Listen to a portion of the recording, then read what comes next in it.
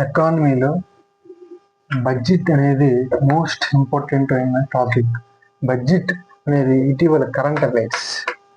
2025 ఫిబ్రవరి 1వ నిర్మలా సీతారామన్ కేంద్ర ఆర్థిక మంత్రి బడ్జెట్ని ప్రవేశపెట్టారు.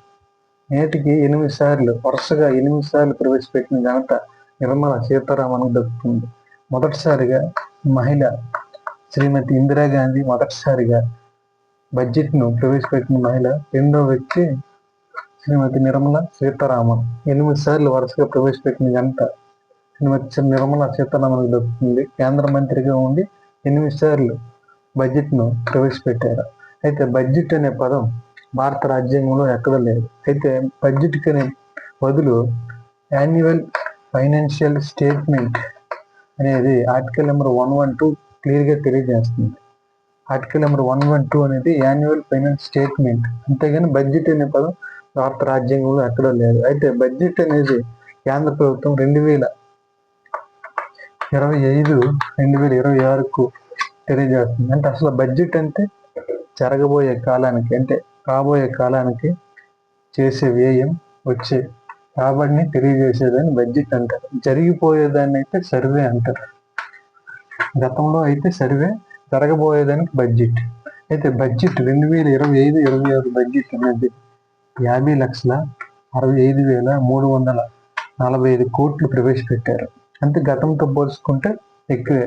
అదే రెవెన్యూ ఇన్కమ్ వచ్చేసరికి 34,20,409 కోట్లు ప్రవేశపెట్టారు. అలాగే రెవెన్యూ ఎక్స్పెండిచర్ వచ్చేసరికి 39,44,255 కోట్లు ప్రవేశపెట్టారు. అంటే రెవెన్యూ రాబడి, రెవెన్యూ వ్యయం మధ్యన తెలియజేసేదాన్ని రెవెన్యూ డెఫిసిట్ అంటారు అనమాట.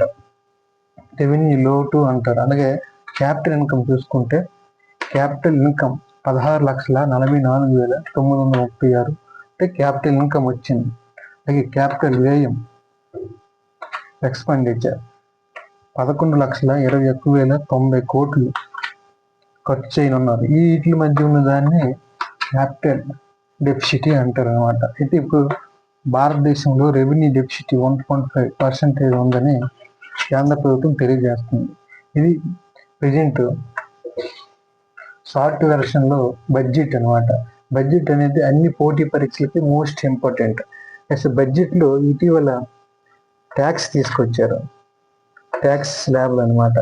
1961 IT act, income tax act ప్రకారం 0 నుంచి 4 lakhs మధ్య ఉన్న వాళ్ళకి నో ట్యాక్స్.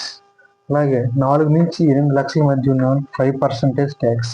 అలాగే 8 నుంచి 18 లక్షలు ఉన్న వాళ్ళకి 10% ట్యాక్స్ విధించారు. అలాగే 12 నుంచి 16 లక్షలు ఉన్న వాళ్ళకి 15% ట్యాక్స్ విధించారు.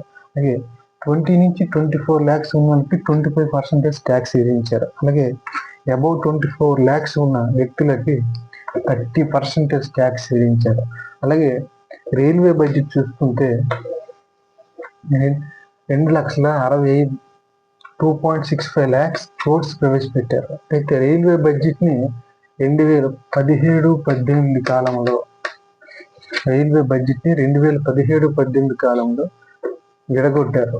అంతకుముందు రైల్వే బడ్జెట్, కేంద్ర బడ్జెట్, సాధారణ బడ్జెట్ రెండు కలిసి ఉంది అనమాట. ఈ రెండు 2017 కాలంలో విడిపోయాయి అనమాట. ఇది బడ్జెట్ యొక్క కరెంట్ అఫైర్స్. బడ్జెట్ యొక్క పూర్తి కరెంట్ అఫైర్స్ అనేది ఒక క్లాస్లో మనం తెలియజేద్దాం. బడ్జెట్లో ఎంత కేటాయించారు, ఎన్ని కొత్త పథకాలు తీసుకొచ్చారు, పాత పథకాల్లో ఏవి ఉన్నాయి, బడ్జెట్లో కొత్తగా ఎవరెవరికి ఎక్సెప్షన్ ఇచ్చారు, బడ్జెట్ లోట్లు ఏంటి, అవన్నీ కూడా మనం కొత్తగా క్లాస్ చెప్పి దాంట్లో పూర్తిగా తెలుసుకుందాం.